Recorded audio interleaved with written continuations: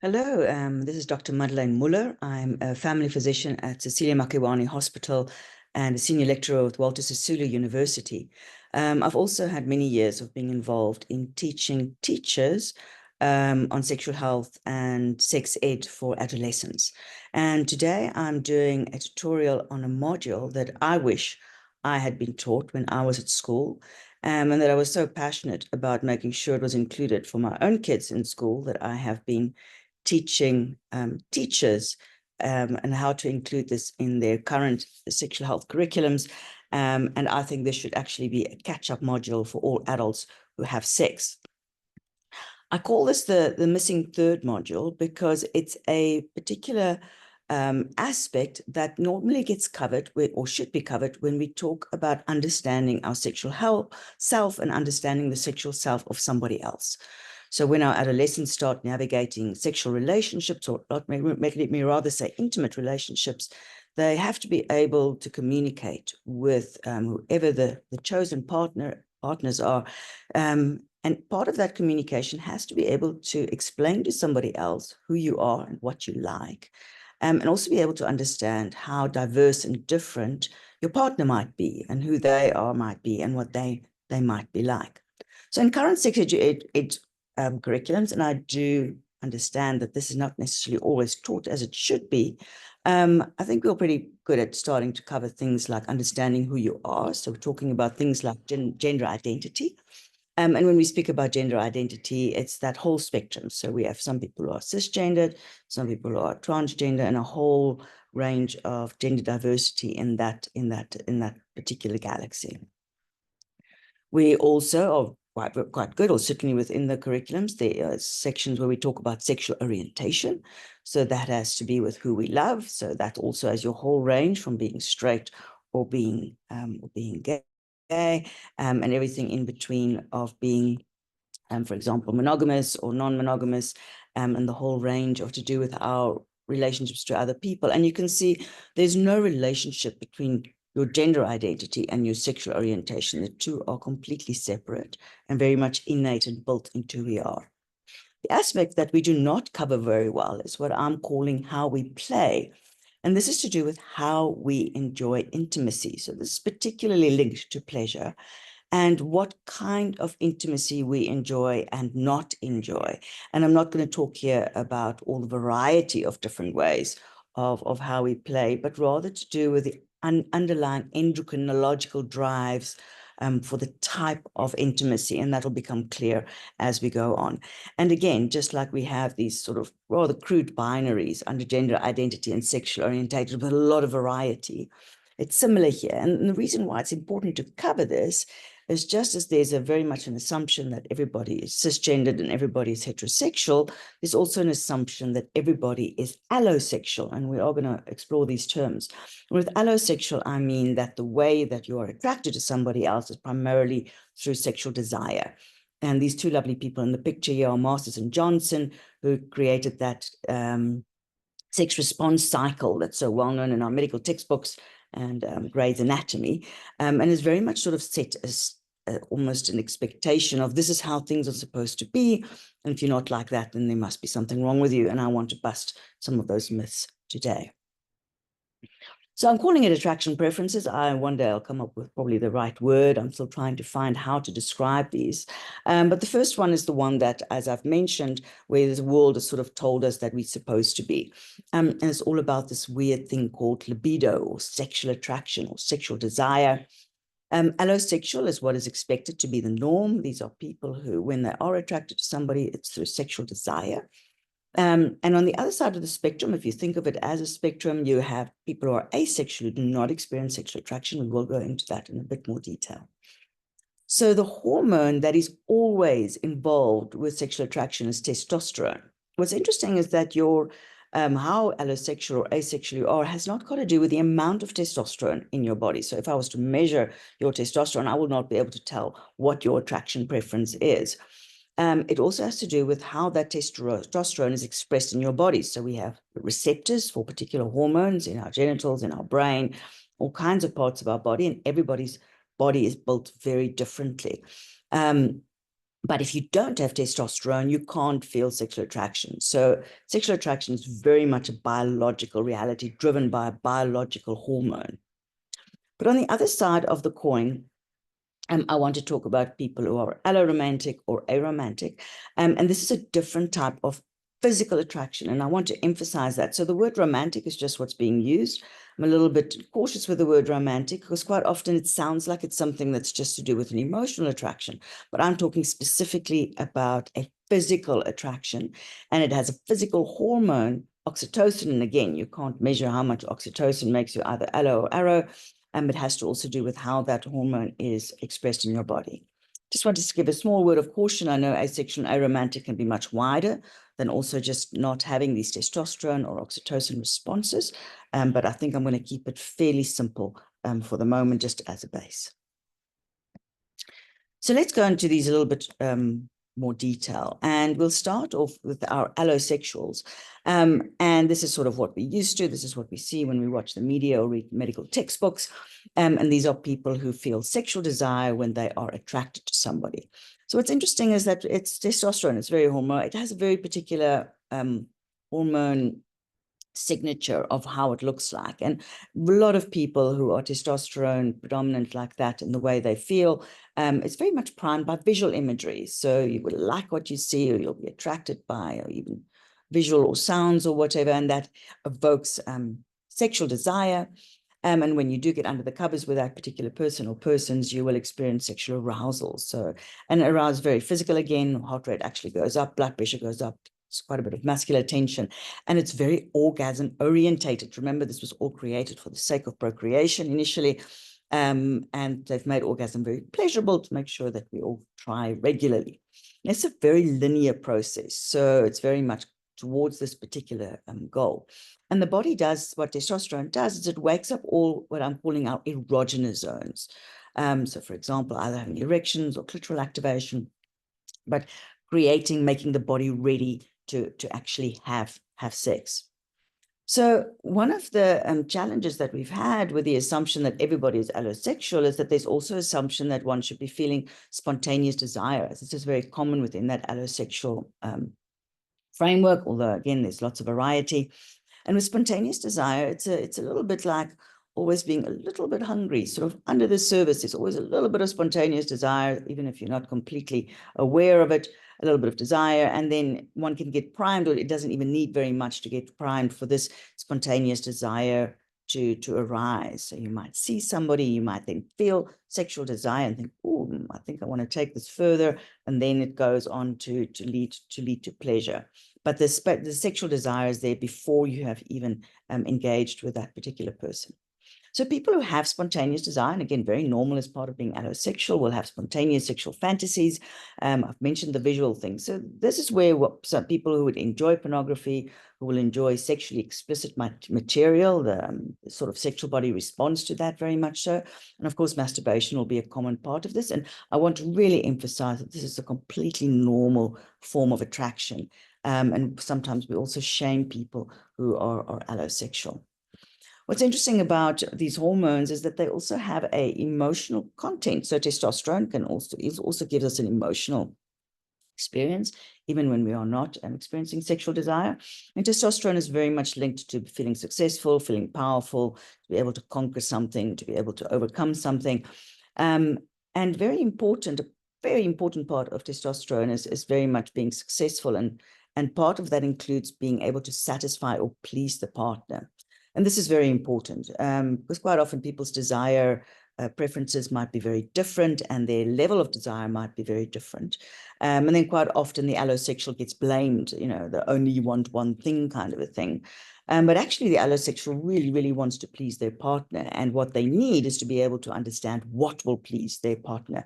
And you can already get a long way with your negotiations like that. And here we have a little bit of that emotional feeling of what testosterone feels like. And I want you to imagine that the word that would be connected with testosterone, if it had a word, would be yes. But let's move on to our other alloromantics, which is the other side, sort of the other extreme corner. And again, lots of diversity in between. And so alloromantic here, I'm going to describe as somebody who is asexual, but alloromantic. And that means they also get very much physically attracted to somebody when they see somebody. But this might be primed completely by more connection rather than visuals. So the visuals is not as important. It's much more to do with, do I care for this person, or does that person care for me, or I want this person to care for me? The physical attraction is very much physical, but completely different from sexual desire. And so typically we call this infatuation or a crush. It's the knees going weak and the heart getting fluttery and the eyes going sparkly. And it's a very powerful physical experience. And think a little bit of the way the body feels, when you watch that mad dash across the airport on those movies, and then there's the kiss, and then it's all very lovely, but not sexual. When people then get intimate, when they get to that, those extraordinary Hollywood kisses, there's a very strong physical, sensual arousal. But what's interesting is sensual arousal is quite different in that it's very expansive, not as contracted as sexual desire. And you actually have a decreased blood pressure, decreased muscular tension. And the experience that you're having is not focused on the erogenous zones at all. As a matter of fact, the erogenous zones are still completely asleep, but touch becomes very much enhanced. Connection is very enhanced, and there's much more a preference for cuddling and kissing. And it's circular. So where orgasm was very linear, this is very much about, imagine sitting on the couch and schnogging for hours, and sort of the Velcro part of a relationship. So what has really changed our understanding is also being able to understand, well, how does desire fit in when you're alloromantic? And Emily Nagasky, and with Lady Rosemary Besson, has completely turned these old ideas of desire on its head by introducing the concept of responsive desire. So responsive desire recognizes that alloromantics especially may not feel any sexual desire in their normal lives. They don't have that spontaneous. They never have a scenario where they go, oh, I think I might want to hook up with that. But it does not mean they never experience desire. So desire is possible, but it only happens within a specific context. And so we're saying here that actually pleasure has to come first. So first you have to be schnogging on the couch for hours, and then it might actually spark into desire. And again, not necessarily for everybody. And this desire is now sexual desire, that testosterone desire that I spoke about earlier. What's interesting is that people who therefore only have responsive desire only comes in specific contexts, will have little or no sexual fantasies in their daily lives. And when they imagine themselves in a relationship, or when they fantasize about somebody they're attracted to, those will be much more romantic kind of fantasies. They will enjoy much more romantic novels, enjoy romantic movies, and very often would not enjoy pornographic material at all. So porno can be quite disturbing to somebody if you're not actually horny. And so they might look away when those Bridgerton scenes come up. And masturbation would rarely or never need to masturbate. Very important, again, this is completely normal and completely part of how some people's bodies respond to attraction. And it's very unfortunate that we, again, quite often shame people if they don't have spontaneous sexual desire. So the hormone that is connected to this is, of course, oxytocin, and oxytocin is very different than testosterone. It's the hormone that is actually directly to do with connection and bonding. We also secrete it when we breastfeed, and to do with affection. And just like in the allosexuals like to satisfy and please, these ones wants to nurture and wants to be able to look after somebody else and be looked after. And there we have our lovely oxytocin moment. And if oxytocin had a word, it would be, oh, rather a sound. But let's start like putting some of these other, so we've talked about allosexuals and alloromantics. And so I just want to have a word about asexuals and aromantics. So those other corners. So asexual will then be that person who does not experience sexual attraction to others, probably about 1%, but actually probably a lot more if we start really looking at some of these related identities. So there's a huge diversity within this group. So some people are asexual, are sex negative. And for example, if you're neurodivergent and touch defensive, you might not want to have any connection, any touch at all, and sex might be considered unpalatable or sex repulsed. But some people who are asexual are also sex neutral, don't really mind it, come and go as it needs to. And some asexuals do have sex. So although they don't really feel sexual attraction, they do see sex as a normal, healthy part of life and includes that in their relationship as they feel comfortable. Gray sexual are people who do not really often have any sexual experiences, but they might occasionally feel sexual interest, so sort of in the middle of that scale. And then demisexual, the more I teach this module, the more I discover that there are many people who are demisexual and did not know this. And this fits in very nicely with that responsive desire picture that I mentioned, that somebody that might actually be alloromantic. And when they feel this very strong emotional connection to somebody, or they have this very strong romantic connection with somebody, then actually sexual attraction might actually come later in a relationship, which would be this responsive desire. And they even have a flag. It's that flag in the right top-hand corner there.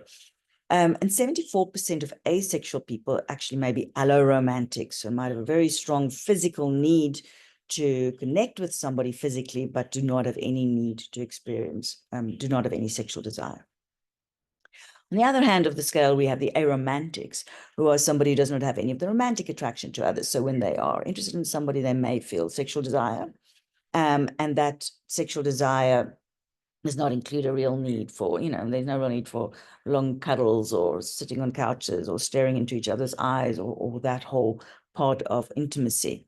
And again, gray romantic, somebody who might occasionally experience romantic attraction, but demi-romantic also may be a bit more common. So you only feel romantic attraction once you have a very strong emotional connection to somebody. And that's that typical trope in the Hollywood movie with the bachelorette or the bachelor who, have regular hookups and all those, one-night stands, doesn't want to settle down, doesn't connect, and then eventually they meet the one.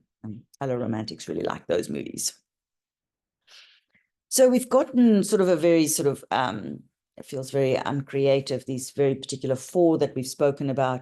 But there's lots of different other ways in how people might want to be attracted to somebody, which may not be physical. So you might not have a physical response to somebody, either sexually or romantically, but you might have an aesthetic attraction. I think, oh, that person's really gorgeous. I like them, and we want to go out and be gorgeous together. Or you might have emotional attraction. This is very common also in friendships, but you can have a very strong emotional attraction to somebody. It'll obviously be part of any relationship. And this attraction may not even have a physical component. So a lot of people are what they call aro-ace. So they might be asexual and aromantic, but they might also be in a relationship with a person. They might have found this is my person, and there might be a very strong emotional attraction and emotional commitment between those person or persons, and that we call queer platonic relationships, which do not have this physical, intimate part of the relationship, but, this is the person that I want to shack up, build a house, buy a house with and raise some cats with. So why does this matter? And we're talking about adolescent health, and I want to give a little bit of an example of some of the challenges I have seen. I used to work as a school doctor, and we used to have a little sort of what we call time for you clinics, where teenagers could come and talk confidentially to a doctor and a nurse. And this is some of the issues that's come up. So let's imagine we have a couple, let's call them Z and X, and they've been going out for 6 months, and they are very happily in love. And Z and X is now having their matric farewell coming up, and they've decided this is obviously, as you do, time to have sex. And let's make Z an allosexual that's actually aromantic. So Z loves orgasms. And let's make X alloromantic and therefore asexual, not therefore, and asexual in this scenario. And X loves cuddles. Now, both X and Z has unfortunately had a very inadequate sex education. And so they're under the covers and things are starting to get heated up. And our allosexual Z is experiencing a very strong sexual desire.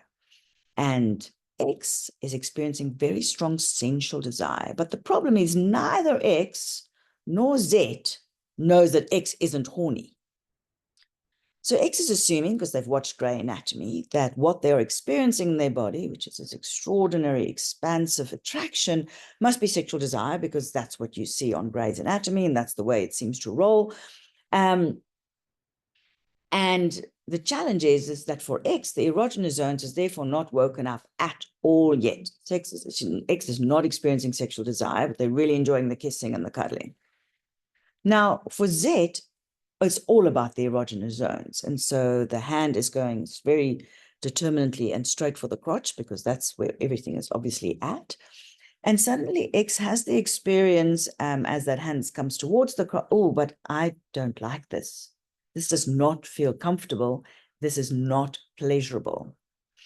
And the challenge is X has now got one of two options. Either they push through and go, well, you know, I've seen this in the movies. It all seems to be okay in the end. I'm just going to go ahead for it. And this is, of course, much more possible if you have somebody who was assigned female at birth. And then you might end up having a sexual experience that at its best was disappointing, or at its worst, where X ended up actually feeling violated. Or, and I'm afraid this happens sometimes more commonly, because there's been informed, you know, there was enthusiastic consent from the beginning. Well, other scenario, sorry, and then X decides to actually push the hand away and says, no, I don't like this. And now you have a scenario where there's a lot of confusion and anger, and that movie, as well, you've said you want it and now you don't want, etc., etc. And then there's worst case scenarios, of course, where Z even just pushes through because he thinks that there already was consent, even when X is saying no. So these are horrible scenarios that causes extraordinary suffering for both X and Z, as having misunderstood in terms of what was happening. And is one of the reasons why it's so important for me that young people, young teenagers from the ages of 14, 15, need to be able to understand what the difference is between sexual desire and sensual attraction, being able to communicate to their partner what it is they're experiencing and what kind of pleasure it is that they are liking. When we talk about normal sex and what normal sex is normal sex for me, therefore, is people being able to find a normal intimacy, is being able to have pleasure together, being able to be intimate together, and everybody being comfortable with what is happening and being able to leave at any time if they want to. And for us to be able to create those scenarios, we need to be able to help people communicate. Sometimes people get very stressed about, well, what do you do if, you know, have Z and X and they want to get into a relationship? And the reality is, through good communication, we can actually find places on where we can both have pleasure together. And it's very important that sex must never be a compromise. It must never be, oh, well, I'll do this for you if you'll do that for me. It must always be about finding the middle ground of what do we both enjoy. If we're going to cook a meal together, what ingredients do we both want in that meal? I have a last little slide about what I call true love. It might seem a little bit left field, but it's a little bit to just put attraction into this idea of love. The classic movie is, you know, the guy or the girl finally says, I love you. And their partner then goes, well, freezes up and doesn't answer. And then there's disaster and tragedy. And I think it's because we quite often get confused about what do we mean when we use this word love. And I'm going to use Emily Nagoski's model, who has got this lovely book called Come Together, a very worthwhile read. A lot of my ideas and concepts come from Emily. And she just speaks of three components of what one would then call true love, you know, the true love of the person you shack up and have cats with. And quite often when we talk about attraction is the feeling part, the little L part of that large true love. But very important, it's the most powerful experience part of true love. So it's the feeling bit. It's the bit that the poets write about and that everybody get all fussed about. But interestingly, it's the one that has the least importance in terms of a long-term relationship. And it's very powerful, obviously, when we meet. And now we've talked about all these different types of attraction that you might have to that person that you are seeing. But as you get involved in a relationship, and a very important part of love, and which is more the cognitive part of love, is admiring that other person, to admire them for all that they are. And therefore, if we've been together for something like 20 or 30 years, that admiration is taken on a whole another level, because you know that person for the whole person that they are, including all their little challenging bits. And then the doing part of love, the third little L, is trust. And Nagoski beautifully says, are you there for me? And the ARE standing for being emotionally available, responsive, and engaged.